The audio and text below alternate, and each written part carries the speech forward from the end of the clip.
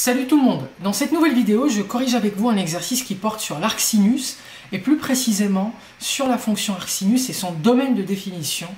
Donc c'est une fonction qui est très utile, très intéressante, qui est très présente dans le supérieur, mais également en terminale ou en dernière année d'études secondaires, notamment en Belgique.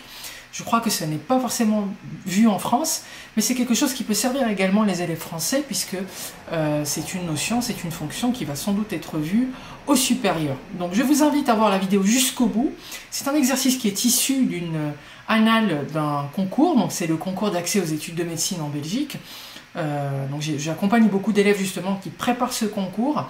J'en ai accompagné, j'accompagne encore des élèves qui se préparent à cet examen, qui est très intéressant par ailleurs et qui présente des exercices vraiment très utiles, à la fois pour réviser un peu synthétiquement tout le programme du secondaire, du lycée, et également pour effectivement préparer pas seulement ce concours, mais d'autres concours. Donc je vous invite à voir la vidéo jusqu'au bout, je vous invite à essayer de faire par vous-même l'exercice si vous connaissez la fonction arc sinus. Je vous invite sinon à me dire en commentaire vos difficultés ou à regarder évidemment la vidéo, la correction que je propose dans cette vidéo et à me suivre sur les réseaux sociaux si vous avez des questions à me poser en particulier ou si vous avez des demandes, des suggestions ou si vous voulez simplement suivre mon actualité, à vous abonner à cette chaîne, activer la cloche pour être prévenu des prochaines vidéos qui sortent assez régulièrement sur cette chaîne. Du contenu exclusif est également en cours de préparation, donc n'hésitez surtout pas à rester connecté pour être prévenu des prochaines sorties. Et puis voilà les amis, donc n'hésitez pas à faire vivre la chaîne par vos commentaires, vos partages, vos likes, votre abonnement et votre suivi de mes réseaux sociaux. Donc on va commencer à analyser cet exercice. Donc d'abord on considère la fonction petit f qui est une fonction définie par arc sinus de x carré moins 3. Et l'objectif est de déterminer le domaine de définition de cette fonction arc sinus. Donc d'abord, un certain nombre d'entre vous ne savent pas ce que c'est que cette fonction arc sinus. Alors qu'est-ce que ça veut dire la fonction arc sinus? La fonction arc sinus, en fait, c'est une fonction qui va s'opposer à la fonction sinus.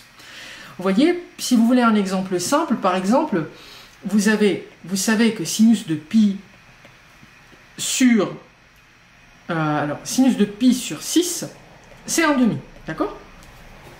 Donc la fonction qui permet de retirer le sinus et d'avoir, donc c'est la fonction inverse, si le sinus de pi sur 6 est égal à 1/2, et bien dans ce cas, on va écrire que arc sinus de 1/2, c'est pi sur 6. En gros, c'est la fonction qui permet de remonter à l'angle en sachant la mesure du sinus, d'accord? À partir de la mesure du sinus, je vais remonter à l'angle. Donc, cette fonction, alors ça c'est très important par contre, parce que ça permet, ça génère beaucoup d'ambiguïté chez les élèves et beaucoup de questionnements. L'arc sinus est une fonction donc, qui est définie sur quoi? Donc, pour que vous n'oubliez jamais le domaine de définition et là où c'est défini et vers quel intervalle on a les images, dans quel intervalle on a les images, je vous rappelle, je fais un petit croquis du cercle trigonométrique. Donc, le sinus, en fait, pour l'arc sinus, on va se limiter à cet arc-là, d'accord? Donc, si vous vous souvenez, les amis, des valeurs trigonométriques, des valeurs des angles dans un cercle trigonométrique, ça correspond à moins pi demi, et ça correspond à pi demi. Donc, si je considère simplement cet arc, je couvre toutes les valeurs possibles et imaginables du sinus, parce que le sinus, souvenez-vous, c'est compris entre moins 1 et 1. Donc les amis, le sinus, si je le considère entre moins pi demi, ça va donner des images entre moins 1 et 1. Donc l'arc sinus, il part des images, donc de moins 1, 1, d'accord, de l'intervalle moins 1, 1, et donne des images, en l'occurrence, du coup c'est les antécédents du sinus, qui vont se trouver ici en l'occurrence dans l'intervalle moins pi demi, d'accord? Donc, pour qu'un nombre puisse être calculé par l'arc sinus, il faut que celui-ci se trouve dans l'intervalle moins 1, 1. C'est essentiel de localiser la valeur du nombre que je vais calculer à travers l'arc sinus dans cet intervalle moins 1, 1. Et donc, les amis, ça résume globalement la définition de l'arc sinus. Tout comme le logarithme est défini sur 0 plus infini ouvert ou que la racine carrée est définie sur 0 plus infini inclus avec le 0. Donc l'arc sinus, lui, est défini sur moins 1, 1, simplement sur moins 1, 1. Donc quand j'ai une fonction comme celle qui m'est proposée ici, la fonction f, j'ai à l'intérieur de l'arc sinus x carré sur 2 moins 3. Quelle est la condition d'existence de cette fonction, d'une telle fonction? F de x égale arc sinus de x carré sur 2 moins 3. Arc sinus de x carré sur 2 moins 3. X carré sur 2 moins 3. Donc les amis, ici il faut que ce qui se trouve à l'intérieur, pour pouvoir appliquer l'arc sinus, il faut que ce soit à l'intérieur de moins 1, 1. Donc il faut que x carré sur 2 moins 3 soit dans moins 1, 1, appartiennent à moins 1, 1. Et ça veut dire quoi? Ça veut dire qu'il faut que x carré sur 2 moins 3 soit comprise entre moins 1 et 1. Donc, je vais essayer d'isoler au maximum le x pour savoir finalement, parce que ici mon inconnu c'est x. Finalement, le x, lui, il doit appartenir à quel intervalle pour que cette condition soit respectée. Donc, je vais rajouter 3 à tous les côtés. X carré sur 2 est donc compris entre... Si je rajoute 3 ici à gauche, moins 1 plus 3, ça fait 2. Et à droite, 1 plus 3, ça fait 4. Et ensuite, je dois me débarrasser du 2 qui est au dénominateur. Donc, je multiplie tout par 2. Donc, j'obtiens 2 fois 2, 4 à gauche. Et j'obtiens 4 fois 2, ça fait 8 à droite. Donc, x carré doit être compris entre 4 et 8.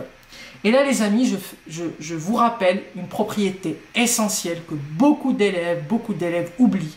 À chaque fois que je propose cet exercice à mes élèves en cours particulier ou en stage, j'ai des difficultés à appréhender cette relation que je vais vous présenter tout de suite. Donc, notez bien, soyez attentifs à ce que je vais expliquer parce que c'est essentiel. Alors, imaginez les amis, si l'on a, donc c'est un rappel, imaginez qu'on a 3 nombres, A, B, C.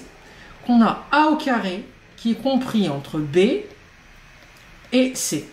Alors bien sûr, évidemment, ici on va considérer que B et C sont positifs, ce sont 2 nombres positifs, et que A au carré, d'accord, est compris entre B et C. Ça veut dire les amis, ici j'ai 2 possibilités.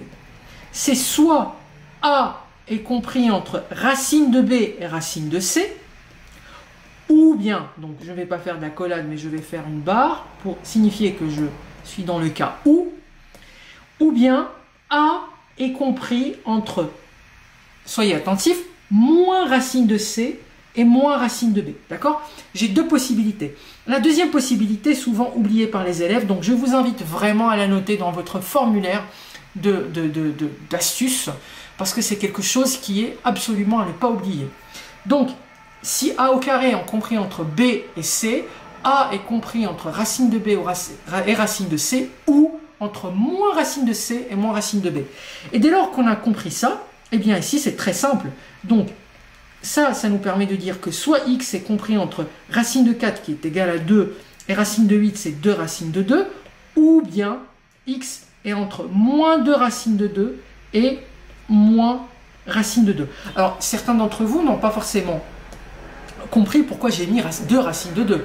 Parce que les amis, racine de 8, c'est racine de 2 fois 4, d'accord? Et la racine carrée de 4, c'est 2, d'accord?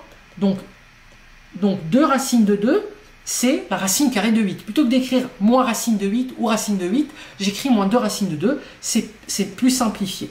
Et donc du coup, il faut absolument que x appartienne soit à cet intervalle, soit à celui-ci. Donc x doit appartenir à l'union des 2 intervalles, moins 2 racines de 2, 2 racines de 2, moins 2 racines de 2, moins racine de 2, union de 2 racines de 2, d'accord?